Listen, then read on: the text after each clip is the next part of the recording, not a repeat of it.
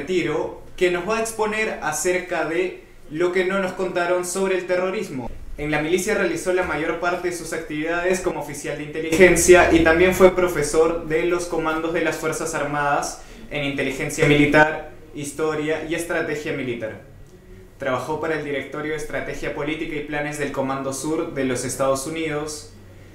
En el 2012 recibió la Orden al Mérito por Servicios Distinguidos y también funda APU-RISC, una consultoría especializada en gestión de riesgos políticos y de seguridad empresarial. Es conferencista del Centro de Altos Estudios Nacionales y director de la revista Sausa. Sin nada más que agregar, le damos la bienvenida al Foro Perú Desafíos para una Nueva Generación, Coronel Juan Carlos Liendo. Muchas gracias y buenas tardes a todos. Un especial agradecimiento para la agrupación Ágora, que me permite compartir con ustedes unos minutos de algunos aspectos que estoy seguro pueden ser de su interés. Y también a Eduardo Cárdenas, a Jorge Vergara, que me han introducido a esta serie de conferencias. Muy bien, chicos, antes que nada, quisiera transmitir mi solidaridad y mis mejores sentimientos para todas las personas que están atravesando esta tragedia, que atravesamos esta tragedia del coronavirus. Y es una circunstancia muy, muy especial, porque nos corresponde en esta época tener el mayor conocimiento posible para entender la realidad de las cosas. Esta tarde, en breves minutos, les voy a hablar sobre lo que no le contaron sobre el terrorismo. El terrorismo en el Perú, en los últimos años, es una etapa de necesario procesamiento de conocimiento en términos del poder. Cualquier persona, grupo, en este caso Ágora, que es una agrupación de jóvenes interesados en política, necesitan una aproximación desde el poder de lo que fue el terrorismo. Y desde el poder hay cosas que no se han contado o que no cuentan, ¿no? En esta etapa, muchos jóvenes la vivieron directamente y desde distintos ángulos. Quien habla era un teniente en esa época. Otros jóvenes eran alumnos universitarios y todos nos vimos envueltos en una vorágine de violencia y muerte. Luego, comprender realmente qué es lo que ha sucedido es muy importante para administrar nuestros planes de vida. Y eso es lo que vamos a ver un poco el día de hoy. Si hay algo que no han contado sobre el terrorismo es por algún motivo. ¿Qué cosa no se ha contado? ¿Cuál es el motivo por el cual no lo cuentan?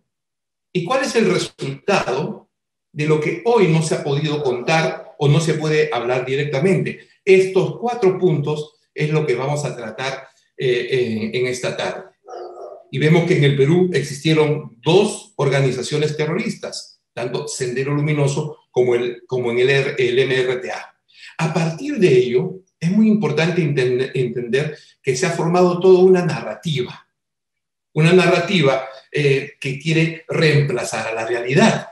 Entonces, para comprender qué cosa es lo que no nos contaron, hay que entender qué es lo que nos están contando, digamos. Y sobre el terrorismo, nos están contando una versión de parte, nos están contando un enfoque, un punto de vista. ¿Qué hay hoy sobre el terrorismo? Hoy sobre el terrorismo hay una construcción de la realidad. Sobre lo que ha sucedido en el Perú hay mucho de mito. Mito en términos de conjunto de ideas estructuradas para motivar las sensaciones, motivar las emociones en las personas y generar una respuesta.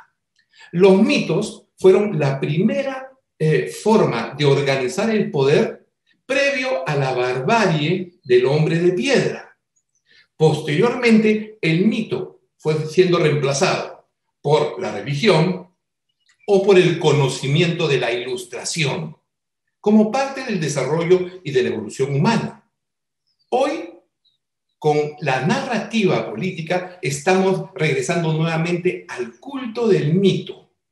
Y es que, después de la ilustración, donde la base del conocimiento era el razonamiento o la búsqueda de verdad por la ciencia, Desde inicios del siglo XX, el marxismo cultural ha revivido el mito.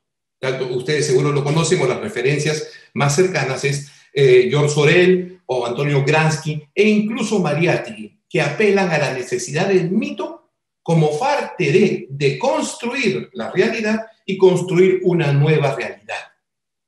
Hoy el mito, después de 100 años que ha vuelto a revivir, porque a fines del siglo XIX la Ilustración había consolidado que el mito era un conocimiento muy superficial que no contribuía con el progreso de la humanidad.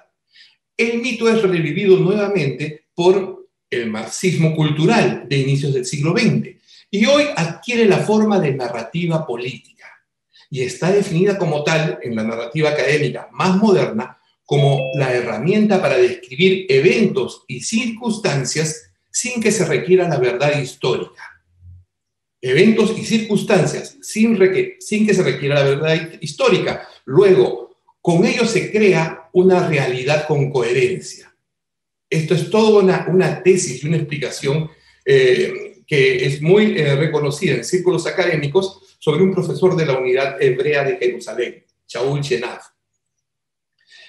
¿Qué es lo que no nos han contado con el terrorismo? Con el terrorismo no nos están contando la verdad histórica. Nos están contando una narrativa política para construir una realidad. Y vamos a ver sobre esa base qué es lo que no nos han contado. Digamos, qué es lo que no nos están contando, ¿no? Primero, nos dicen que en el Perú ha existido un conflicto armado interno, o una guerra interna, una violencia armada política, con toda una finalidad, ¿no? Esta finalidad tiene por función que si se aceptan esos términos, nos involucramos en toda la dinámica del control globalizado sobre los conflictos internos en los países, sobre la violencia que se presenta en cada país. Frente a eso, si es conflicto armado, si es violencia política o es guerra interna, aquí lo claro que no han contado es que el Perú enfrentó una guerra contra organizaciones terroristas. ¿Y en qué nos basamos sobre eso? Veamos esto. Primero, la organización terrorista Sendero Luminoso. Sendero Luminoso logró articular una organización política en armas muy potente y de gran alcance nacional e internacional, estructurada en la forma de, mediante una guerra, hacer la revolución mundial. Al respecto están todos sus documentos registrados en la web y que están al acceso de todos nosotros.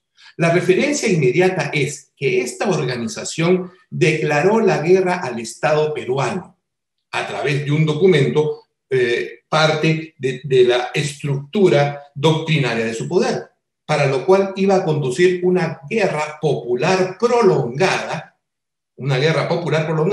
y construir una república popular de nueva democracia, como una vía para llegar al comunismo. Esto en el contexto de la revolución cultural china de Mao Zedong, porque ahí es donde se articula todo este raciocinio de aplicar la revolución cultural china al Perú, pero para ello tenían que tomar el poder primero, y para tomar el poder tenían que destruir al Estado peruano. Para destruir al Estado peruano tenían que matar a personas. Y empezaron haciéndolo en el 17 de mayo de 1980, quemando las ánforas electorales en Chusquis, Ayacucho. Todo eso está referenciado y lo pueden encontrar en Internet. Sendero Luminoso declaró la guerra al Estado peruano desde esa fecha y hasta aún hoy continúa en ese proceso de guerra. No es una guerra netamente militar, es una guerra de carácter político y militar, pero que viene evolucionando. Vamos a ver cómo evoluciona. El MRTA también declaró la guerra del Estado peruano en 1982. La toma de las armas para imponer un nuevo orden. El MRTA, un grupo de ex miembros del Partido Aprista, asumen la revolución socialista desde la perspectiva moscovita versus la perspectiva maoísta de Sendero Luminoso. Estos dos grupos terroristas declaran la guerra al Estado peruano Y eso es lo que no se dice. ¿Por qué entonces la insistencia en conflicto armado interno?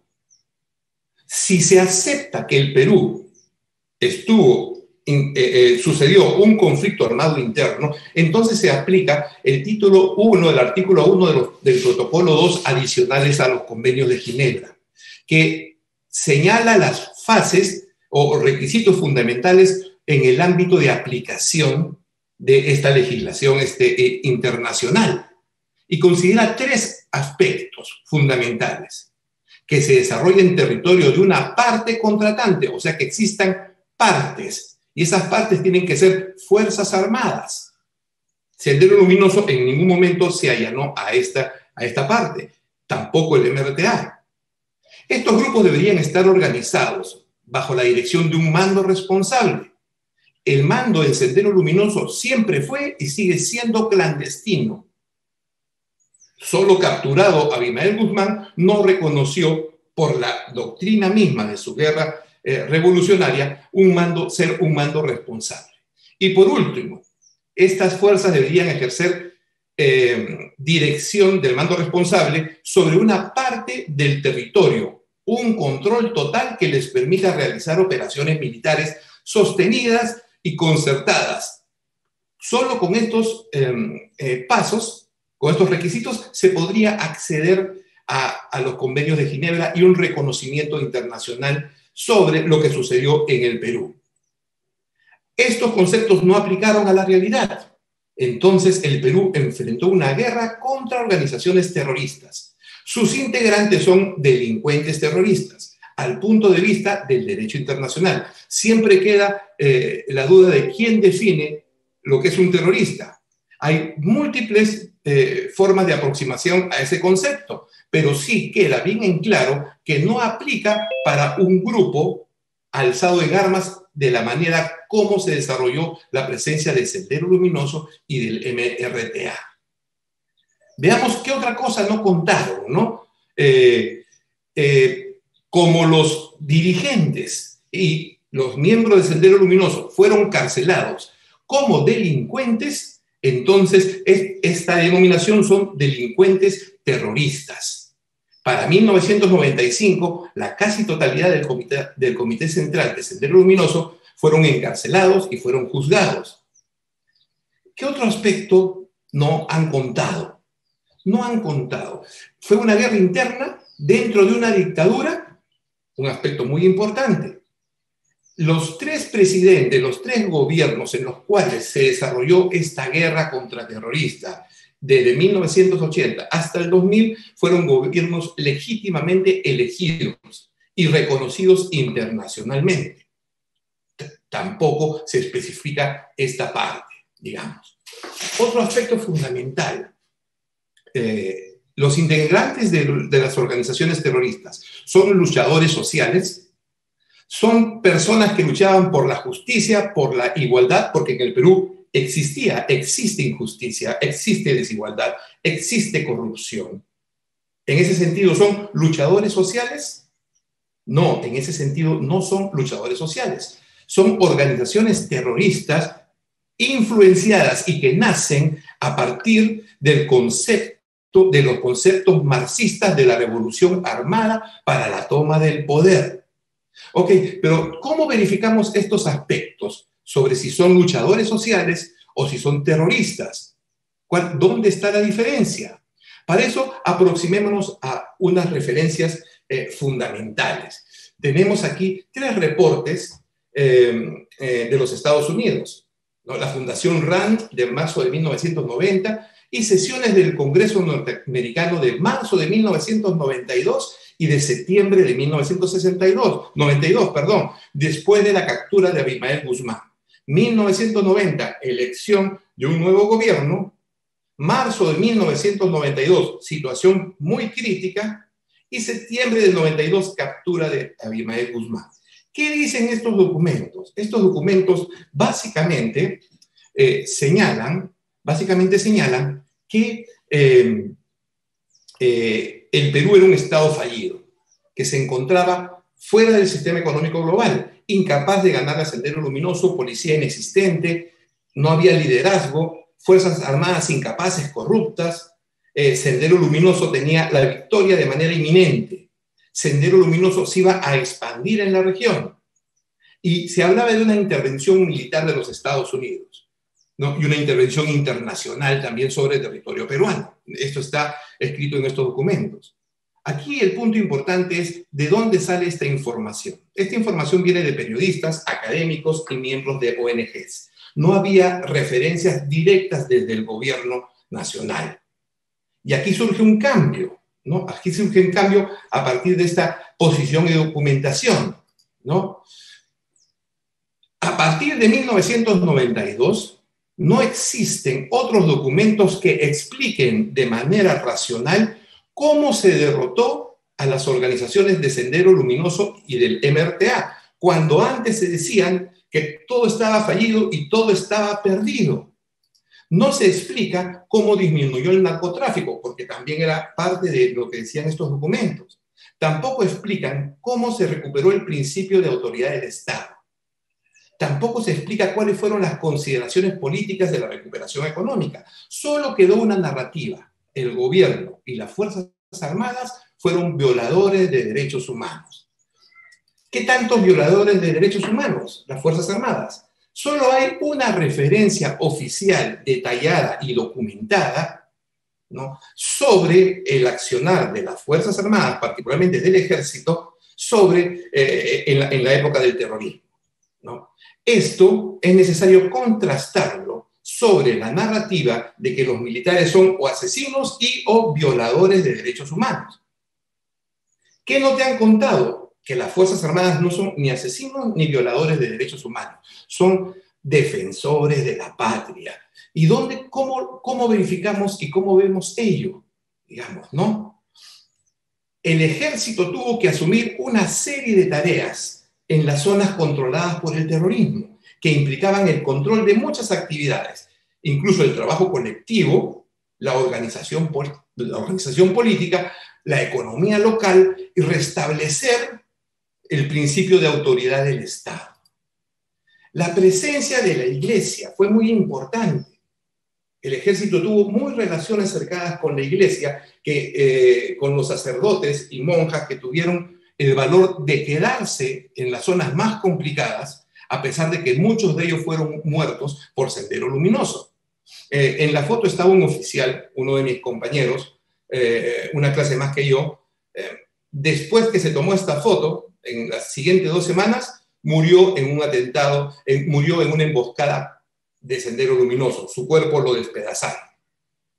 ¿Qué otra cosa no se dice? La cantidad de huérfanos que hubo. Muchos huérfanos fueron adoptados por oficiales del Ejército, oficiales y suboficiales. Otros fueron educados y criados en las bases contra el terrorismo, ¿no? Niños abandonados en la zona. Arrepentidos, se dio una ley de arrepentimiento. Los ex miembros de Sendero Luminoso que habían estado combatiendo contra las Fuerzas Armadas pasaron a un proceso de arrepentimiento e integraron las patrullas militares. Todo eso sucedió en la época del terrorismo y no se cuenta. El Ejército rescatando a poblaciones achanincas que vivían en condiciones de esclavos. Otro aspecto que no se cuenta, las muertes, ¿no? Es conocido que la Comisión de la Verdad menciona que hay 69.000 personas, 69.280 personas muertas, ¿no? Cuando en realidad lo reconoce, solo están registradas 22.507. Y en los estudios de la Comisión de la Verdad se acercan a la cifra propia del Estado de 30.000 muertos. ¿Cómo así es que llegan a los 69.000 personas producto de la época de la guerra contra Sendero Luminoso? Hay toda una polémica de las cifras. Y hay un reporte de la revista IDL, número 233, en la que detalla cuáles han sido los errores de esta comisión para el cálculo de los muertos, en el cual llegaron a contratar a un analista de datos sobre derechos humanos que trabajaba para una de estas ONGs. El hecho es que sobre una base máxima de 30.000, se aplica una regla de 3 simple con variables que se asemejan a productos de violencia como Ruanda, Camboya, El Salvador, Nicaragua, Honduras, y se aplica al Perú sin ningún sustento. En este artículo de la revista IDL explica detalladamente cómo es que se duplicó, triplicó las cifras de muertos para llamar la atención de la violencia en el Perú. De nuevo, crear una realidad. Otro aspecto importante. Parte de la narrativa es que la policía, el GEIN y las rondas campesinas derrotaron a Sendero Luminoso. Valerosos ronderos, excelentes detectives de policía que fueron fundamentales para la captura de Abimael Guzmán y para la derrota de Sendero Luminoso en el campo. Si existe una visión aislada y exclusiva de resumir la derrota de Sendero Luminoso, la derrota militar de Sendero Luminoso y del MRTA, solo a partir del GEIN y de las rondas campesinas, entonces tendremos una lectura incompleta que no refleja la realidad, ¿no? Y veamos, aquí tienen unos mapas de cómo era la distribución, el alcance geográfico de Sendero Luminoso y del MRTA. Las comisarías se limitaban a las capitales de provincias, básicamente se habían replegado, ¿no?, con el apoyo del ejército. Esto sucedió desde 1982 hasta 1995. La reorganización policial que hizo el Partido Aprista en su gobierno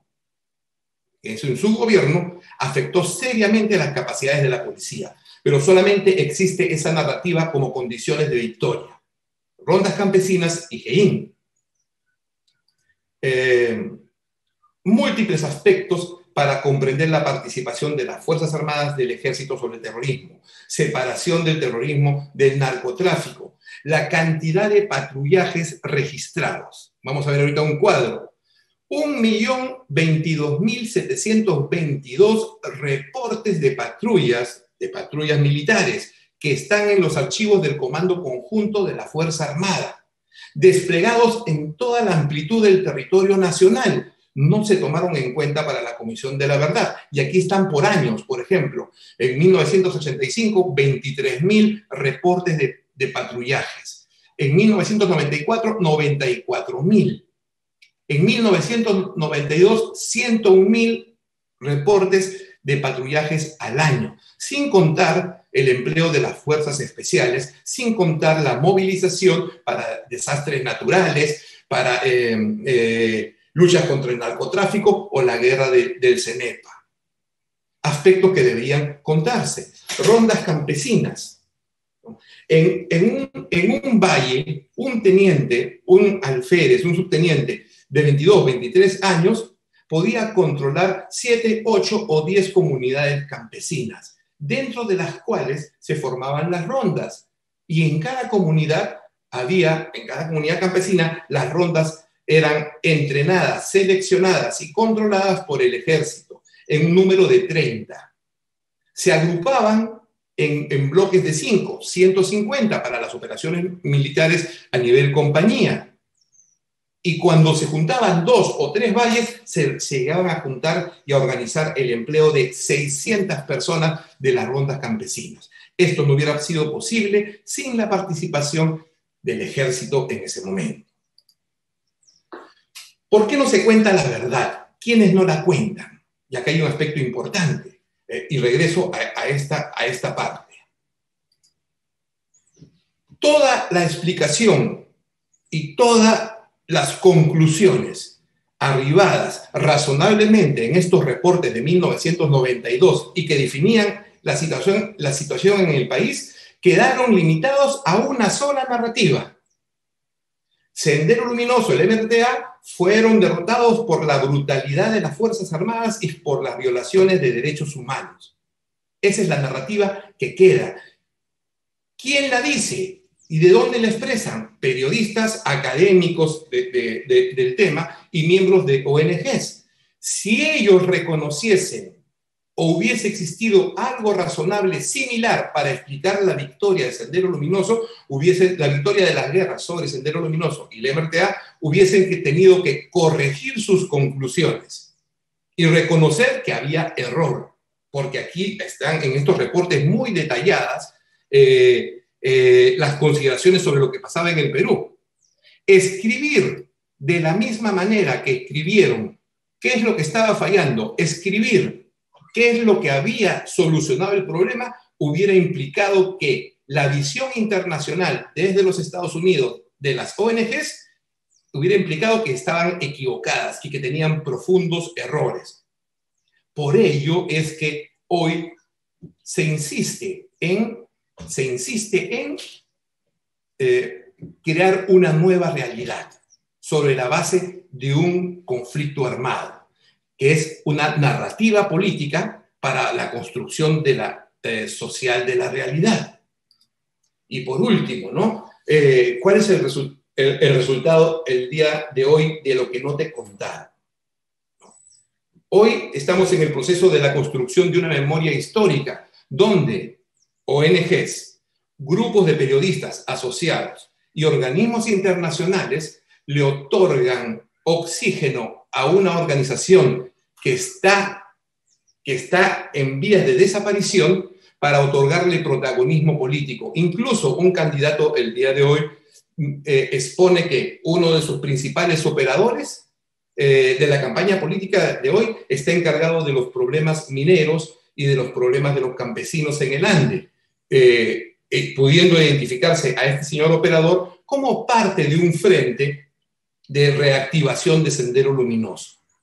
Y segundo, ¿no? Toda esta nueva narrativa de construcción de la realidad niega la realidad anterior para construir una nueva, basada sobre el odio y el rechazo al Estado.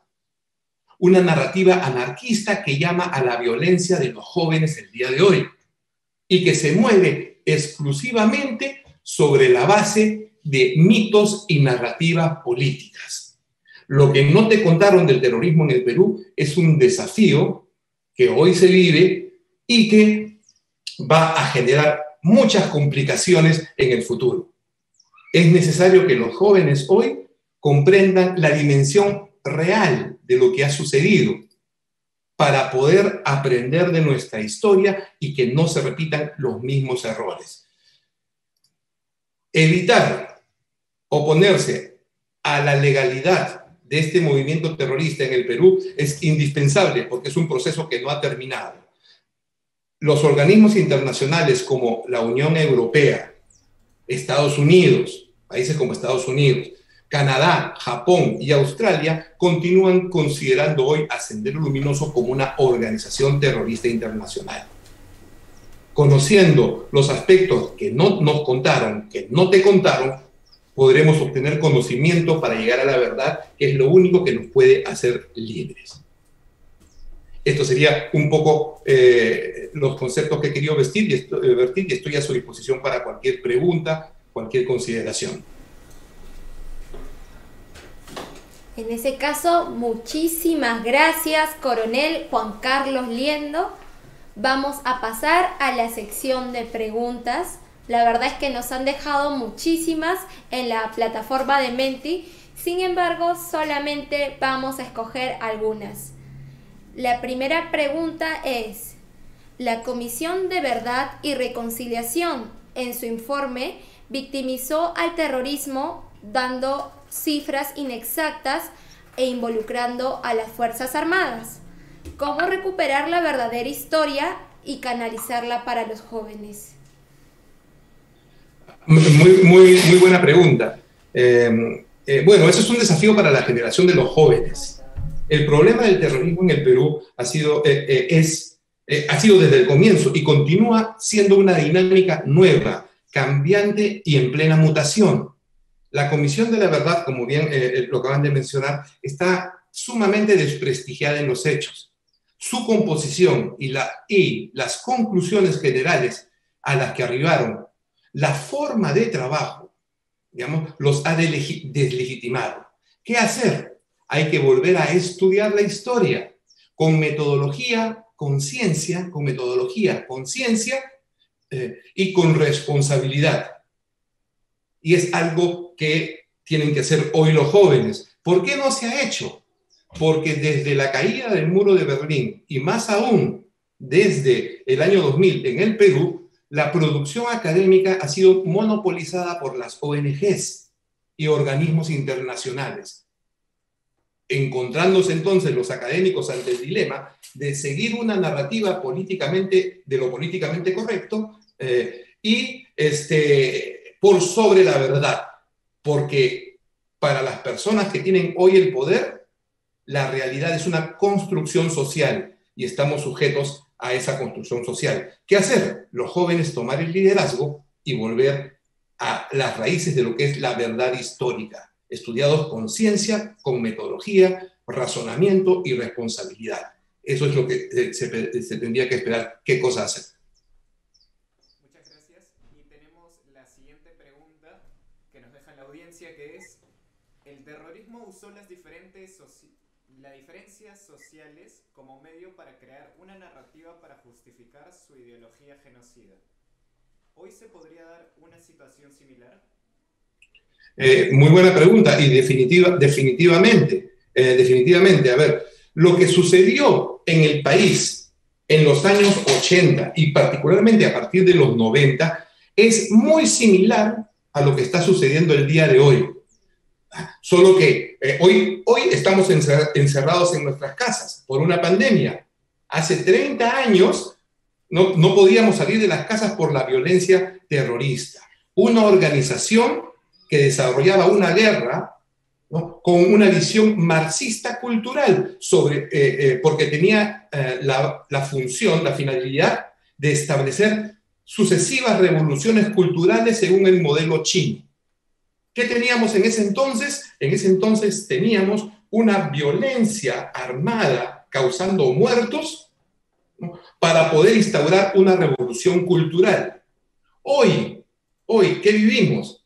Hoy vivimos la vanguardia de una revolución cultural marxista que quiere imponer una nueva realidad. La diferencia es que no lo hace con la violencia de las armas, lo hace con la violencia de lo políticamente correcto, lo hace con la violencia de imponernos un pensamiento único y es un poder que ejerce la violencia, ¿no?, para pensar en un solo sentido. Sí, se están repitiendo las consideraciones, pero han mutado. Eso es lo que estamos viviendo hoy. Muchísimas gracias. Y a continuación le vamos a decir una tercera pregunta. Desde lo dicho por usted, ¿cuál es su opinión que hace el Museo LUM sobre el conflicto terrorista? Perfecto. El Museo LUM tiene financiamiento extranjero en la dinámica de la visión de cómo enfrentar los conflictos sociales, los conflictos internos, sobre la base de los estudios de seguridad realizados por la Academia Liberal Progresista de Izquierda, ¿no? El Museo de la Memoria proyecta los hechos de terrorismo como un conflicto. Un conflicto es un proceso, no como una guerra. Una guerra tiene fin. La guerra, hay formas de acabar la guerra. Un conflicto no. Un conflicto se gestiona y se administra a través del tiempo. El problema del Museo de la Memoria es que no permite acabar con el tema de Sendero Luminoso. El Museo de la Memoria es parte de imponer una narrativa política y mantener vigente el conflicto como una visión liberal progresista de la izquierda internacional. Esa es, digamos, una aproximación objetiva en términos académicos sobre lo que es el Museo de la Memoria. Así es, y le agradecemos totalmente por su excelente ponencia. Nos gustaría saber si le gustaría dar algún mensaje final para los jóvenes. Sí, claro. Los jóvenes, la nueva generación, y me felicito de poder compartir estos pensamientos con ustedes. La nueva generación de jóvenes enfrenta un gran dilema. un dilema trascendental para el futuro de la sociedad occidental, la sociedad nacional. Los jóvenes se enfrentan el dilema de aceptar la construcción de una realidad social impuesta desde una visión globalizadora que arrasa con todos los fundamentos básicos de la civilización occidental. Arrasa con los principios de la ética griega, arrasa con los principios del Estado de Derecho en Roma, de la ley, arrasa con los principios de la moral cristiana y arrasa con los principios de los primeros años de la Ilustración, para reemplazar todo ese desarrollo por lo políticamente correcto y la construcción de una sociedad nueva, que puede para algunos resultar atractivo.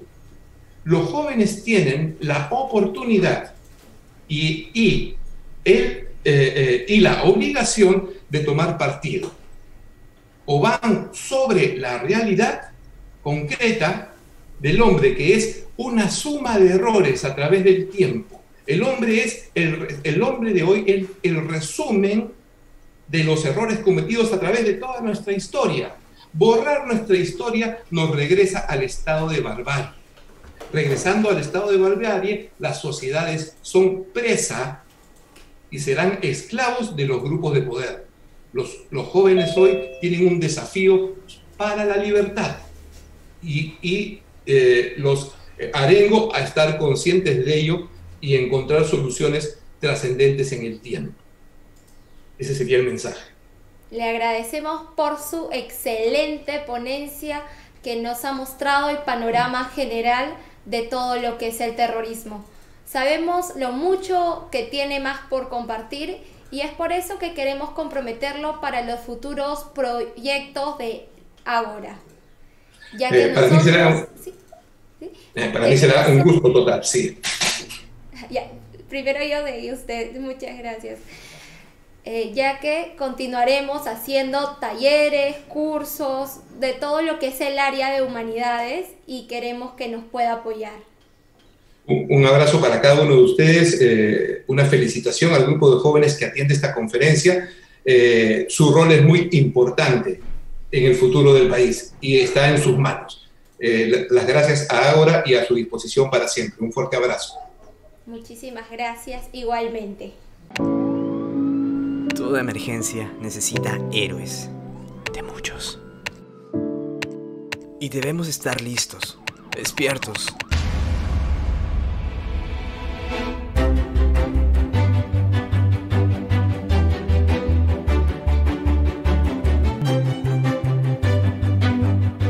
Seamos la generación distinta, seamos la generación correcta.